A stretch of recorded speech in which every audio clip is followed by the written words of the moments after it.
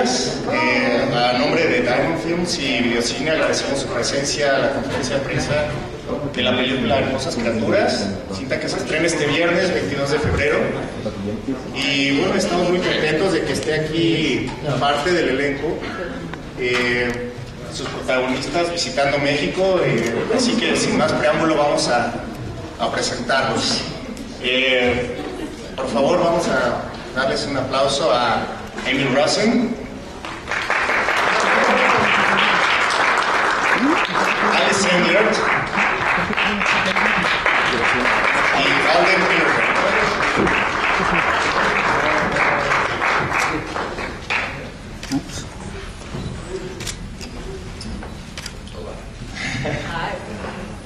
Oh.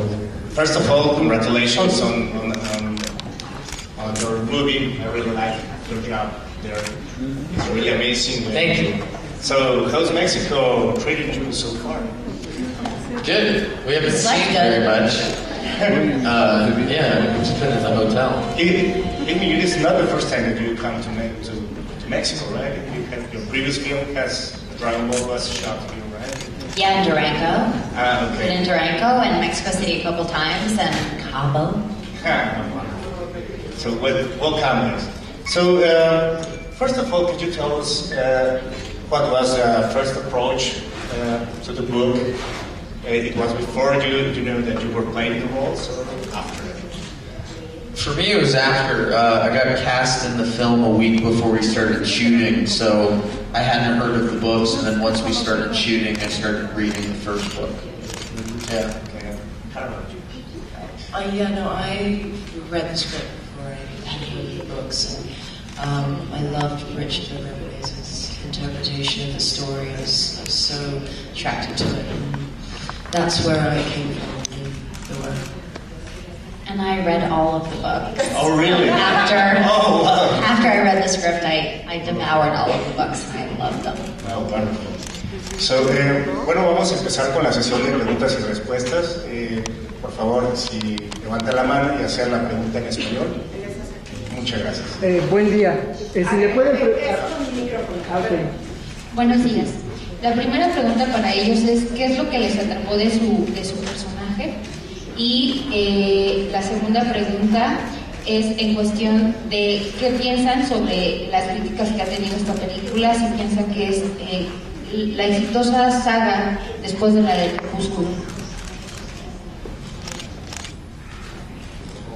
I was really attracted to Rena because I thought she was a character who started in strength and ended in strength, but began the story in strength that was built on insecurity and fear, and ended it in a strength that was built on love and acceptance. I have no idea about marketing. I really don't know about the saga stuff. It's not very interesting to me. I just like making movies. I don't think so. We just had a bit of fun. I love my character in the books because she's a villain, and I never get to play a villain before, so it was exciting for me. And I loved her kind of brand of manipulation. She's kind of a cheerleader bad girl, so I like the driving fast cars and all the clothes, and our writer-director is so smart with how he tells the story in such a mature, interesting, new, fresh way. And so I loved it. And I get the comparison because we're both based on books, but I think we're very different things. Our film is, hopefully you'll find very funny as well. I really, the reason I did the movie is because I liked my character so much. I really loved his ambition and restlessness and his desire to get something more out of life, and so I really enjoyed playing it. I don't know anything about all that other stuff. Sí, buen día. ¿Qué significa para ustedes, si pudieran comentar sus experiencias, de haber trabajado al lado de actores tan experimentados como Jeremy Irons o Emma Thompson, si nos hicieran favor? Gracias. Working with that level of actor was really, it brings you to another level, and I would go watch them on the monitor when I wasn't in scenes, you know, because it was like free acting class. And I just feel really fortunate that at this early part of my career, I got to work with people of such talent and experience.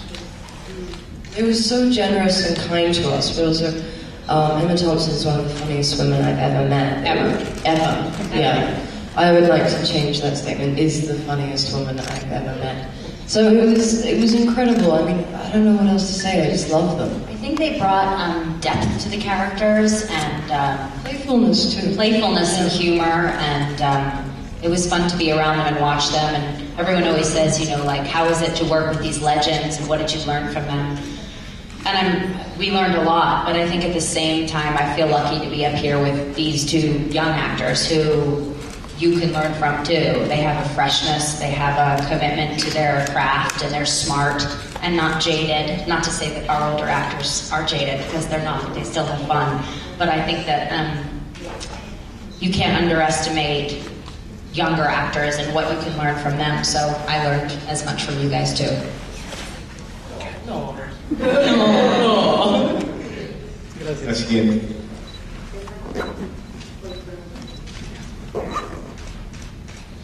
Hola, muy buenos días, Raúl Ortiz Sánchez de Cine y Más, bienvenidos a México.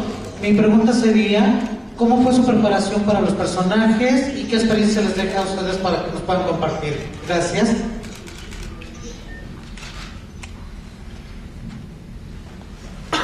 Sorry, I put my earpiece in. How did you prep your character? How did I prep my character? Oh, well, I was just, you know, I had very little time, so the first thing was just to get the accent. There's a very specific Southern accent in the film, and learning that was a challenge, but actually it was really informative, because what's cool about the movie is it really takes place in this very specific environment and culture. It is all about the culture that it takes place within. So learning about the accent, we had this great dialect coach named Rick Lipton, and we learned about Southern culture, Southern American culture, and why they speak that way and how their customs work and everything like that. So that was really informative. And then besides that, just trying to, you know, figure out who my character was, yeah. For Lena, I just wanted to kind of connect with what was human about her, actually, instead of trying to think, you know, what the witch thing was. Because as a character, she's someone who is yearning to be normal, yearning to be human. So I wanted to find what those details were, especially since I know a lot more about being human. So, yeah, that's where I started and where mostly it remains. And I guess I tried to drive the car really fast and not die. No, I read all the books and loved her journey, loved her relationship with Lena. And I just kind of, I think part of the message with the film is that everyone has good and evil within them, and you get to decide what you harness. So I like to think that in my everyday life I'm more good, but I definitely have that side, so I just try to tap into that enjoyment of my evil nature.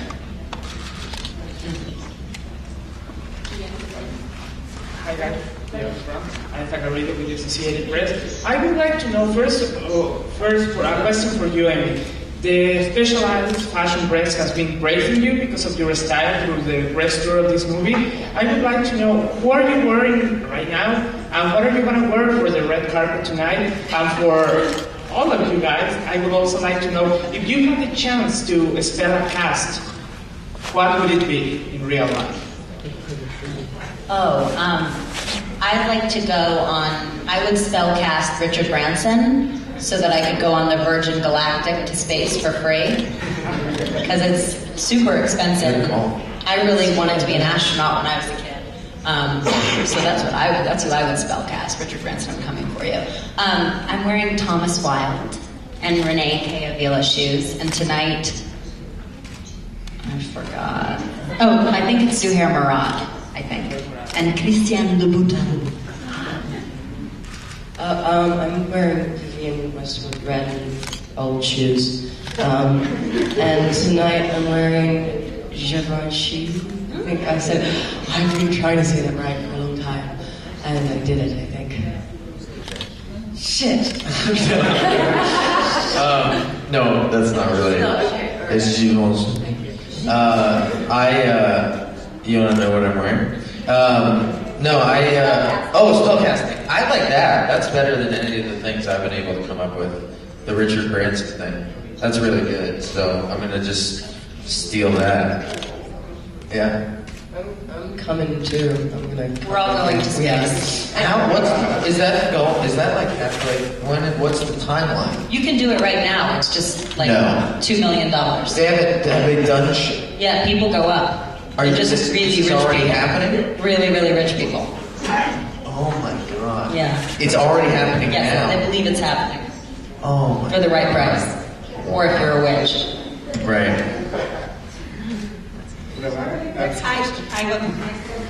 was wondering if you three guys are ready for massive popularity, and Alan, are you especially ready because you're becoming like the next Robert Pattinson? Yeah. And one more question for you, Alan. Have you read all the books that your character talks about in the movie? Because they are great books. Yeah. No, I haven't read. What? Yeah. What? So I read some of them. I read On the Road. I read The Fountainhead. I read some of them. I read To Kill a Mockingbird. Yeah, there's great books. Alice had a great idea, which was to make a box set of all the books in the film and make that a promotional thing. And in terms of popularity, well, you know, I think that's all speculation. I mean, just like. We'll see. Like, you know, the most important thing is that people respond and like the movie. And so far, you know, the reviews have been good. People seem to like the movie, so we'll see. Yeah. And I don't know about Robert. Robert Pattinson's like just started acting like a few years ago, right? So I think we don't need a new one yet. You're more handsome. Thank you. Welcome to Mexico. So, guys, could you talk a little about the dinner rooms scene? This one, I don't know if it's a set especially constructed for spin around. It was, yeah. Our director, Richard Lagravenese, doesn't love special effects and CGI, so they built the room to do everything that you see in the movie, so it was really spinning. Oh, wow. And Alice and I had harnesses, and we were strapped to poles on the floor, and we were taking Dramamine too, which is like for seasickness. So you were so it makes you very sleepy. I didn't take any of your Richard took some. I took so much. Do it. Yeah, it makes you kind of nauseous to be spinning, but I took. She didn't take drugs. I took the seasickness drugs. How long was to shooting that? Let's say. 4 days. Oh, really? I would say 3, but I'm gonna go with 3 or 4. It felt never ending. We were spinning for days. Yeah. And it was hard initially not to laugh. We'd both like look at each other and laugh because it felt like you were at like Six Flags Great Adventure, spinning and trying to do this like caster girl fight battle. So it's fun. Yeah. Aquí, Emi, yo quería preguntarte, bueno, ¿cómo fue elegir este papel? Y dado que tienes ahorita una carrera también en televisión, ¿qué es lo que te ha alejado en tu serie de estar eligiendo constantemente más trabajos en cine? Well, I love my show. I love my family that I come back to every year on Shameless. They are really like my second family because you see them and spend, a couple months out of every year with them, so I feel very lucky to have that. But I love working on films and I love trying different characters and I get a little restless, so this was the perfect treat because this character couldn't be more different than the one I play on TV. And I just finished another film as well, a smaller film, so no witches in that one. So What's it called? it's called You're Not You. It's with Hilary Swank. It's a drama. And so I think for me it's just about choosing roles that are exciting. And this was very exciting because I never get cast as the villain. So I wanted to prey upon poor little Alice. Otra pregunta. Marta Blanco de Excelsior. Emil, una pregunta. ¿Manejaste el BMW Z4 que tiene tu personaje? ¿Te gustó? ¿Qué te pareció? ¿Cómo lo sentiste? Y si crees que de algún agregado para tu personaje. I asked if I could keep it. They said no. It was fun. They had me drive it really fast, and it was actually, we shot that on my first day on set, so I'm always very concerned on my first few days on set that I'm going to be fired and replaced. So my main concern was not to crash the car and therefore be fired. So yeah, they said drive it really fast, and I said, what if I crash it? And they said, we have to. And I was in the car with her at some point, which was very scary. As I'm like driving one-handed with my arm around you. Right, and they cut, and she just kept driving.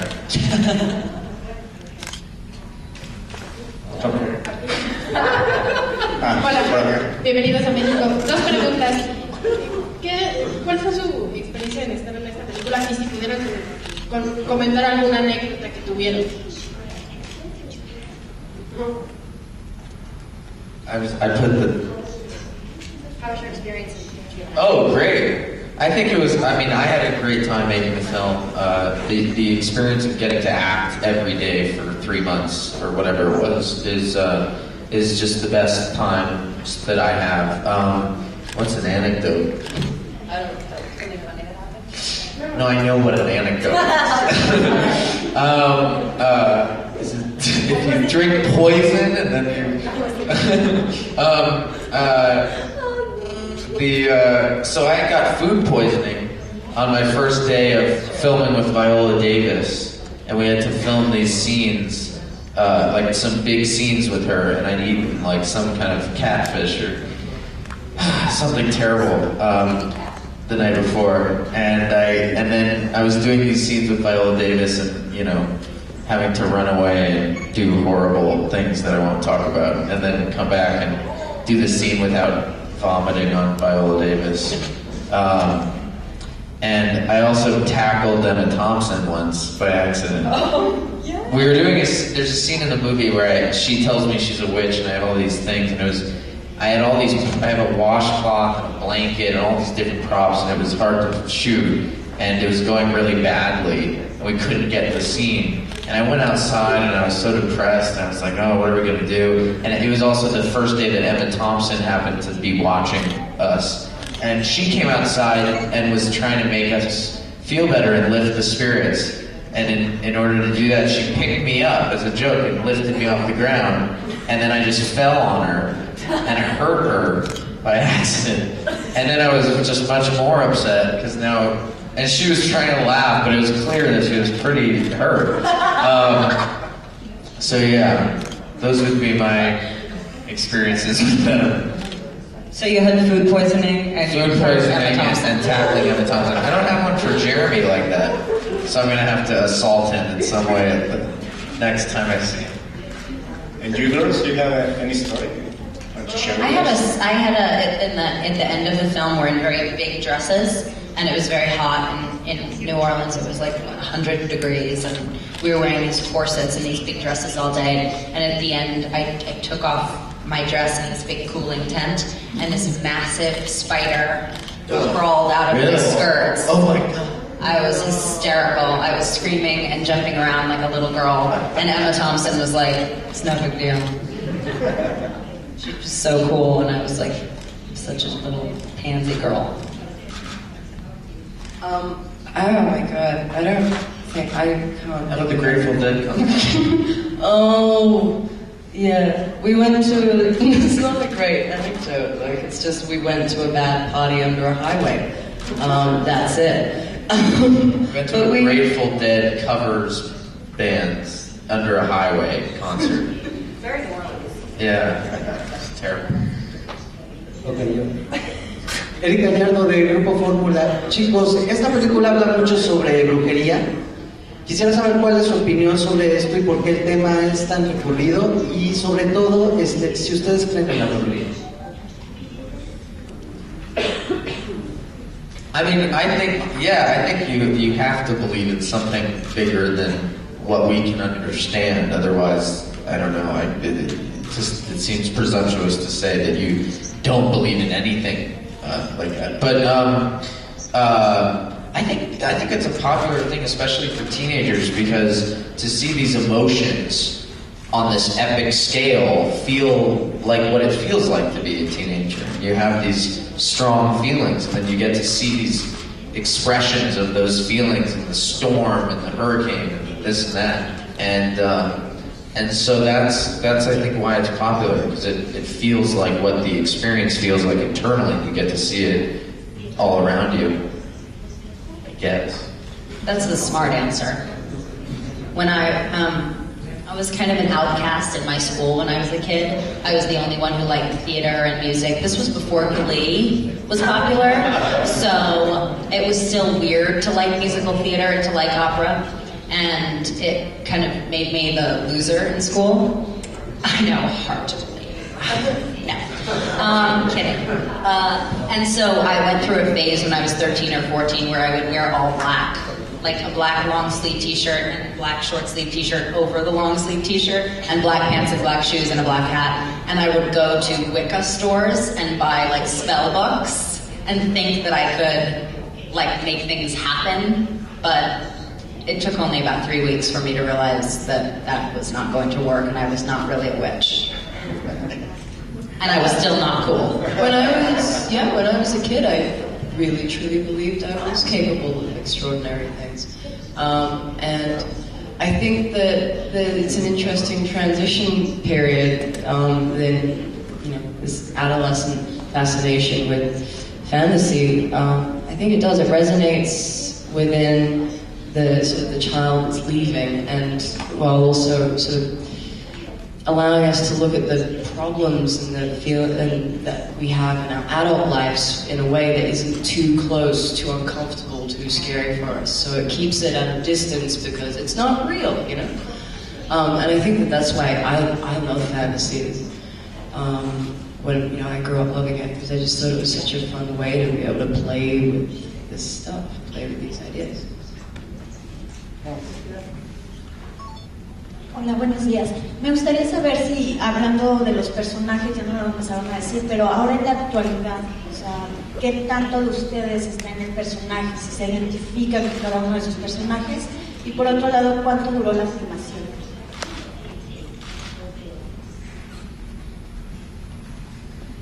Yeah, I moved around a lot during my schooling years, so I really related to that kind of...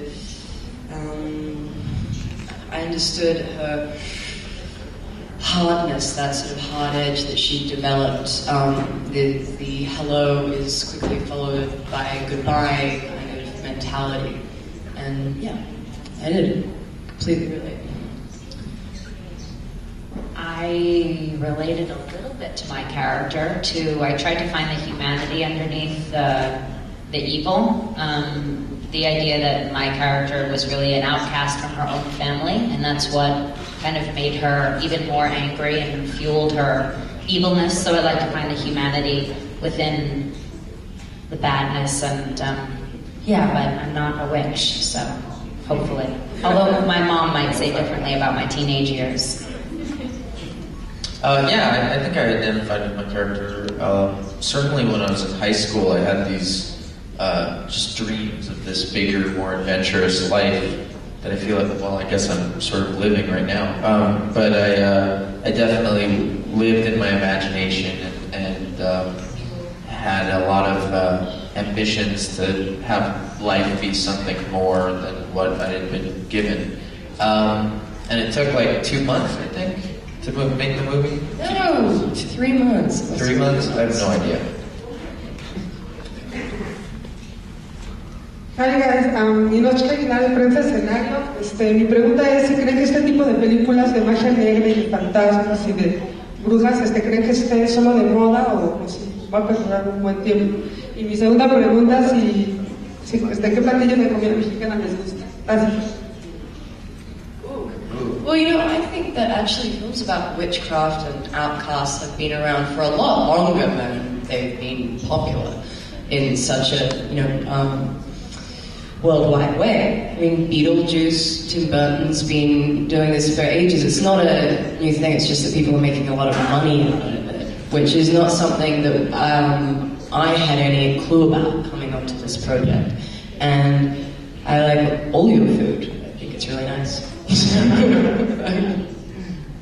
I loved The Witches of Eastwick. That's probably my favorite. That's probably my favorite. That's Jack, yeah. Yeah, I love He plays Daryl Van Horn. Right. And he has all those girls that he's like possessing them, kind of. Yeah. And so I mean, but fantasy films have been around forever. You have Bride of Frankenstein, you have the original Phantom of the Opera that was, 50 years ago, so. Bride of Dracula. No, I wasn't talking about my film. I was talking about, and books and supernatural stories, and going even back to like Greek mythology and Aesop's fables, and there's always been kind of a fantasy and suspension of disbelief, but just now they seem to be more trendy or popular. But yeah, Witches of Eastwick and practical magic. I mean, I grew up... Hocus Pocus. I grew up watching those kinds of movies. So I loved it, and I like guacamole. Yeah, I think I'm trying to think of. I like the moles. I went to Oaxaca and had chocolate mole with chicken, and that was really good. But I like a lot of Mexican food. I also like the cactus with like cheese baked. Kind of weird, but I like it. I like burritos. Who doesn't like burritos? I mean, that's pretty basic. Tequila. Muchas gracias. La primera pregunta es para Alice. De acuerdo a lo publicado en una revista sobre la película, se dio a conocer que usted es hija de Jacob Keon. Mi pregunta es si le dio algún consejo sobre la filmación o cuál fue su reacción al enterarse de esta cinta, considerando que, bueno, es director de una cintas un poco más fuertes, por decirlo de alguna forma. Y para todo el elenco, ¿cuántas secuelas más están dispuestas a hacer? Well, my mom has never worked with Hollywood or with the studios, which is, been hard, meant different kind of sacrifices, but I think actually the respect I have for her for doing that and always maintaining complete control of her artistic vision, I respect her so hugely. And then secondly, she's my mother, so of course I get advice from her constantly. But I can't tell you how much I appreciate it. I love her, we both love our work, we love talking about work. I talk to her about this film in the same way I always talk to her about my work, we just talk about character, and our own little funny personal details of it, It's our family relationship. And we're doing, we're signed up for 2 more, I think. Yeah. Yeah, it's sort of in the standard contract, right? Yeah. So at least 2 more. Are plantains a Mexican food? Plantains? Plátanos? Is that like Cuban or is that Mexican? I forgot the Cuban. Oh, okay. Sorry. Never mind.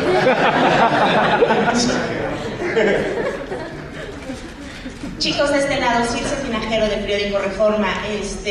Muchos esperan esta película justamente con las 2 secuelas. Están preparados para tener una gran cantidad de fans, en especial porque están dirigidos a un público adolescente, y mucho también se ha comentado dentro de las redes sociales, incluso dentro de la propia prensa, que podrían ser los siguientes Crepúsculo. ¿Ustedes lo creen así? No. I have to say I don't. That's never been something that I connected with the film. The media has a whole other thing going on. Honestly, I don't think we are. That's not what the film we made, so I don't know. No. Yeah, I mean, it's the same genre, and Twilight was the first really big film in this genre, but beyond that, there's not really... I mean, I haven't seen the Twilight movies, but from what I understand, it's not similar. And I sort of, got the second half of the question.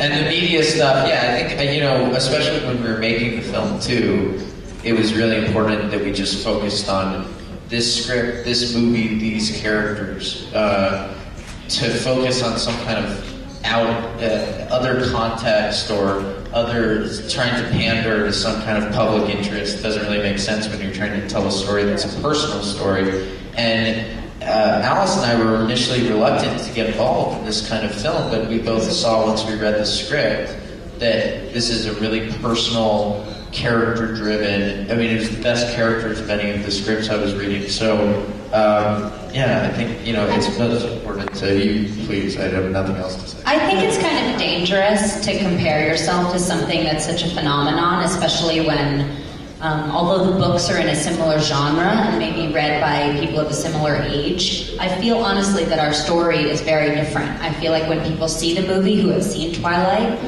they think it's a different experience. It's very funny, it's very emotional, it doesn't have the same kind of, the love, at least for me personally, when I read the script, and I have only seen the first Twilight, and this is only the first of this film, so I can only compare it to that. The love is more healthy in a certain way, because you have the woman who has the power and the boy who loves her for who she is. There's no kind of, I don't know, I love the message of this film, which says that we can accept ourselves for our good and bad nature, that we are supported and our families are loyal to us. It's about familial love, it's about loyalty, it's about more than just, at least for me, I remember when I saw a vampire and a girl who were in love. For me, it was more special, at least when I read the books. But I haven't read the Twilight books, so I could be wrong. And no offense to those fans, but for me, this was more impactful on me in terms of a story about young love.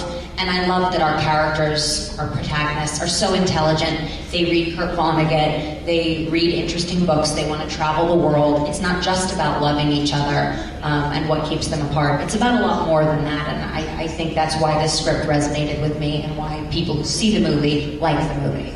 Are you prepared for a lot of fans? Sure. Tenemos tiempo para dos preguntas más. Hold on one second. I think that you do work because it's artistic, but also because you want to share it with people. Like, you want people to read your article. You know what I mean? So we want as many people to see this movie and fall in love with this movie like we fell in love with the script when we read it. So we are prepared for that, but we're proud of the movie as it is. You guys are matching. The same red striped t-shirts. Yeah. Gamaliel González de este lado. Bueno, chicos, no sé cómo están conectados con el público joven, porque a eso va dirigida la película. En redes sociales, ahora que se maneja mucho Twitter, Facebook, y podría ser también, no sé si tienen ustedes o tuvieron algún acercamiento con las autoras de los libros al momento de hacer sus personajes, y bueno, podría ser, ¿qué opinan ustedes que podría ser una combinación entre Crepúsculo y Harry Potter, en este caso Hermosas Criaturas? Gracias. I think we kind of answered that question. Yeah, like, I don't have Facebook or Twitter or any of that stuff. I have no input into where we're aiming this film at. My job is to come and talk to you guys, which is a pleasure to do. Apart from that, like, where we're aiming it is not our business. It's that smart. I'm on everything. I'm on Facebook, I'm on Twitter, I'm on Instagram. I love it all. And I think what's special is that you get to hear the fans or people's reaction, positive or negative, right after they see the movie, right when they see the trailers. They write to you directly and say, I like this, I don't like this. And so at least, of course they write some crazy stuff too, but it's exciting to have that kind of immediate feedback. And I think that's kind of the wave of the future, which is maybe a good and bad thing. Too much of a wuss. I just couldn't do it. Yeah, stay away. But in terms of the authors, something the authors said that I really like, and this sort of touches on what Alice was, or Emmy was saying before, is that they looked around at stories in this genre, and they were always seeing these male characters who were very cold and mean and jerks to these girls. And they wanted to write a male character that was upbeat and positive and courteous and intelligent and treated a girl well. So that was something that I appreciated about there. I mean, we didn't really get to know them until we had already basically been into the filming process and shooting the film. But I liked that idea. I liked that they were trying to send that message to that younger audience that you were talking about. I have a secret. Tell me. When I got the part, I followed the writers on Twitter, and they followed me, and I direct messaged them and asked them a bunch of questions about the character. Really? And totally went around everyone and was like, so what was she like when she was a kid, blah, blah, blah. And you know, you're limited to 140 characters in Twitter, so I would be like, write really short, succinct answers. Online, like everyone could see it? No, direct, meaning private. Oh, I see. Wow. I don't think Richard knows that. He's watching. Bueno, lamentablemente se nos acaba el tiempo, pero bueno, sí, adelante. Gracias. Do you feel any pressures about the expectations from the fans, from the book fans? Sorry, say that again? Do you feel any pressure about the expectations that the book fans have? Oh, the book fans. Yeah. You know, I've been always a fan of. I've been a big reader forever. So whenever you read a book, that's what's special about a book. It's your own personal imagination of what these people are, and I think the only thing that you can try to do is not appeal to every single person's vision, but to just try to capture the spirit of the book. And I think we definitely captured the spirit of the book. You're never going to line up all the little details or stuff like that. But I think if we make a next film, we should just pick one fan and have them tell us how they see everything, and then just make a movie for that one person. And Alice says a good thing about this too. About the people, like a book is for them. Yeah, you know, I mean, like, I don't think there's any point feeling pressure, because pressure doesn't do anything except create insecurity, and it doesn't make you do your job better. And I think that in making this film, there was always a clear distinction between just a distinction that we're making a film here, and the book should always be the fans, you know, that is their experience, their Lena, their Ridley, their Ethan, those characters should always be theirs, and that we don't want to take them away or try and realize them, because we can't possibly do it as in all accuracy. It's just impossible. So I really think that it's just important to try and do a really good job, do good work, and put your heart in these kinds of things. Because if it comes from your heart, then, you know, even if you fail, it's like, well, you know, at least I wasn't being, you know, that's the worst. And I'm a big fan of the books, and I like the movie. Yeah. So. And it definitely did come from the heart. You know, that's what to me was special about it. Is Richard took this book that he hadn't written and made it something really personal to him. And so everybody was, you know, trying to make this the most funny, weird, idiosyncratic, left of center, but also like genuine film. And it sounds weird to say that in this situation, that this is from the heart in front of a great poster, looking at cameras. But, you know, that is at the end of the day why we did it. So if we're not too coherent, sometimes I feel, you know, I don't know, but yeah, I really wasn't coherent. Yeah, just really fucked that up. Okay, thank you very much. Thank you. On that. Hope to see you back next. Yes.